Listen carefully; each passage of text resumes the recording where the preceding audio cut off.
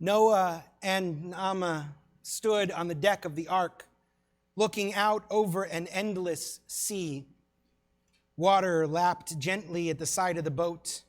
Below decks, they could hear the ceaseless cacophony of the animals, the overcrowded, abundantly diverse menagerie they had packed on their ship. Naamah looked at her husband. He seemed a different person now. Gone was the energetic vigor he had while building the ark, the determination of a man who had his marching orders from God. There had been a purity, a wholeheartedness to him then, which was gone now. Now he was serious all the time. Now he was tired all the time. Now he fretted over every small drip. He agonized whenever any animal was sick or injured. He shuddered when the skies turned cloudy. But he was also tender in a new way. He sat for long hours and talked to his sons and their wives about life and the world he remembered, the world before the flood. He was gentle with the mice who had come to sleep at the foot of their bed, even as he had been stern with the lions who wanted to eat them. Naamah thought for a while about the time before, when the earth was green but violent. She missed the days when her home didn't rock gently with the waves. She wondered about the world they were sailing to. Would the waters ever recede? Would she ever again see earth? They had sent out ravens to search for any sign of land, but the ravens had never returned. They had sent out doves who came back with nothing in their talons. So now, as they had for many days before, they waited. As she waited, she wondered, what would the world be if they ever found land again? Would the world look different? Would the mountains have washed away? Would she ever be able to sit beside a lake again without fear? What would Noah be like then, when he didn't have his ark and his animals to tend to? He had become such a putterer in his old age, in his confinement. What would he do if once again he had the whole earth in which to putter? She pondered all this as she looked at her husband and out over the ocean. But then her son Shem was calling her. Another fight had broken out amongst the flightless birds, and she was needed to mediate between the penguins and the dodos. In the first verse of his story, Noah's name appears 3 times in rapid succession. This is Noah's chronicle. Noah was a righteous man in his generation. He was above reproach. Noah walked with God. The Torah doesn't waste words, so why the repetition? Midrash Tanhuma explains it this way. Because he was one of 3 men privileged to experience 3 changes that occurred in the world. The 3 were Noah, Daniel, and Job. Noah saw the world inhabited. He witnessed its destruction, and finally he beheld it re-inhabited. Daniel saw the first temple intact. He beheld its destruction, and then he witnessed its erection, the second temple. Job saw his household established. He beheld its destruction, and finally witnessed its re-establishment. Noah was nearly unique amongst biblical figures because he saw the world transformed. He saw the world before the flood, during the flood, and after the flood. He and his family survived the greatest destruction of the Bible and emerged forever changed because of it. We might understand that these 3 uses of his name are meant to teach us that there were actually 3 Noahs, that Noah walked off the ark not as the same person who built it. We know something about what Noah felt in his time on the ark. We are sailing on a similar ocean. Though the flood perhaps destroyed more completely, the coronavirus has changed the world perhaps as drastically. We entered our houses like Noah entered his ark. We didn't know how long we would be in there. We could not fathom the scale of what was to come. We did not know if our structure that we had built would hold, if we could keep our families safe. And now we are still sailing. The rain may not even be over with a 3rd wave on the way. Though we are eager to find safe shores again, every time we send out doves, they return to us empty-handed. And so we sail and we wait and we wonder how the world will be different when we ever moor our ships again. We wonder how we will be different when we walk again on dry land. William Bridges wrote about how we navigate transitions in our lives. He made a distinction between change and transition. Change, he said, is external. A switch is flipped. We had a job and now we're retired. We had no children and then our daughter was born. Transitions happen internally, the transformation that might take place to actualize that change. I was an executive, now I am a retiree.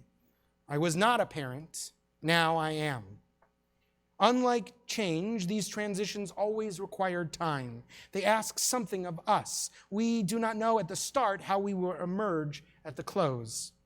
And like the three Noahs, these transitions contain three parts. Bridges says that all transitions are composed of an ending, a neutral zone, and a new beginning. Every transition starts with something ending. There's no transition without loss, without giving something up. And so we must say goodbye to what was, to who we were. And the end of the process is a new beginning. We emerge actualized in our new identity. We can embrace the opportunities it affords. Sometimes this beginning is a moment or an action. Often, though, it is a slow emergence. The water recedes, and we realize at some point that we are no longer rocking, that the boat has come ashore. But in between the ending and the beginning is what Bridges calls the neutral zone. What in Yiddish is nicht ein, nicht aher, neither here nor there. It is the time in between. We are no longer what we were, but we are not yet who we will become. And this time can be terrifying. We like knowing who we are. We like knowing what tomorrow will bring. To be in the neutral zone is to be in uncertainty. Our instinct is to run from it, to get out of it as quickly as we can. But, says Bridges, the neutral zone is also a period of unparalleled creativity, a time to try on new identities, a time to learn and to grow. When we rush ourselves out of the neutral zone, we deny ourselves the opportunities it affords. The challenge Bridges gives us is to learn to sit in it, perhaps even to embrace it, so that when we emerge from the water, we can begin our beginning unafraid of who we have become. The transition that the pandemic has caused is Bridges on a global scale and with unique characteristics. The ending came with no warning so that we were caught unprepared. All of us went into our homes in March without any sense of the scale of what was to come, of how much lives would change. I remember I brought home the books I had on Exodus because that's what we were reading in the Torah at the time. Every few months, I'd have to go back to temple for a new book, Leviticus, Numbers, Deuteronomy. Now we're in Genesis again, and the entire Torah has made its way into my home. The neutral zone of this transition is long and exhausting. It is full of pain and monotony in equal measure. The transition this pandemic represents is not a small change, but a revolutionary one. The three biblical characters that the Midrash presents are three different revolutionary transitions, three upheavals of the world. Job experiences a personal destruction. His life is forever changed when tragedy after tragedy strikes him and his family. Noah's world is turned upside down by an act of God, the natural disaster that leaves destruction in its wake. And Daniel knows human-made disaster, the cruelty of war and hatred that upends civilization and destroys lives. This moment sits at the intersection of these three transitions. This moment that we are living in now is about upheaval in our personal lives on varying scales, but all significant, paired with the upheaval that comes from a natural disaster of vicious cells that are intent on destroying their hosts, that ignore borders and kill indiscriminately, paired with man-made disasters, failures to adequately respond, failures to take care of the most vulnerable. This is not just one crisis, but disaster piled on disaster, the pandemic, the economic downturn, the racial unrest, all elements both within and beyond human control, all related and informing each other and accentuating the dangers of the neutral zone. In this moment, each of us is Job, each of us is Noah, each of us is Daniel. But we are Job after he lost his family. We are Noah still sailing on an endless sea. We are Daniel sitting in the ruins of a destroyed Jerusalem. If there are three Noahs, Noah before, Noah during, and Noah after, we are Noah during. This midrash reminds us that after each destruction, there is rebuilding. Noah lived to see the world anew. Daniel saw his temple rebuilt. Job made a new life. We will see the end of this destruction too. We will find dry land again. We will leave our homes. We will build this world back up. And the neutral zone questions that Bridges wants us to ask are, who will we be when we emerge? Will we build the world back as it was, or will we be the new third Noah, changed and shaped by what we left and by what we survived? What are the values that we learned out on the ocean in the neutral zone that will inform the world we commit ourselves to building? Will we tolerate the injustice that came before? Will we have learned to be more compassionate, more caring, more hopeful in our time on the ark? The author, poet, and activist Sonia Renee Taylor writes, "We will not go back to normal. Normal never was. Our pre-corona existence was not normal, other than that we normalized greed, iniquity, exhaustion, depletion, extraction, disconnection, confusion, rage, hoarding, hate, and lack. We should not long to return, my friends. We are being given the opportunity to stitch a new garment, one that fits all of humanity and nature."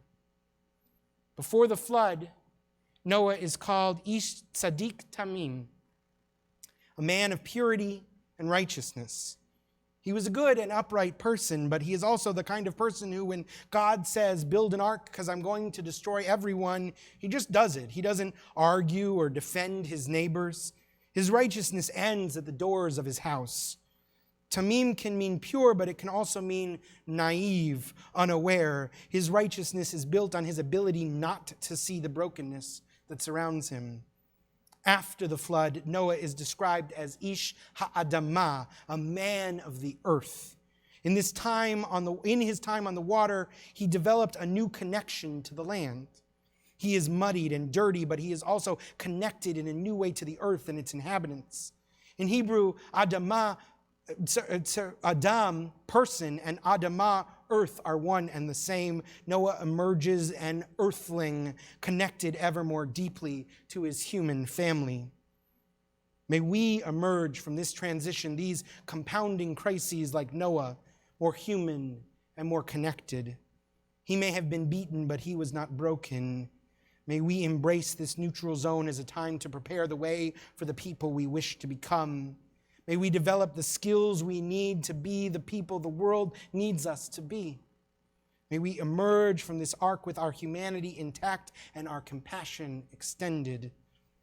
May the world we rebuild together be one with more justice, more mercy, and more hope.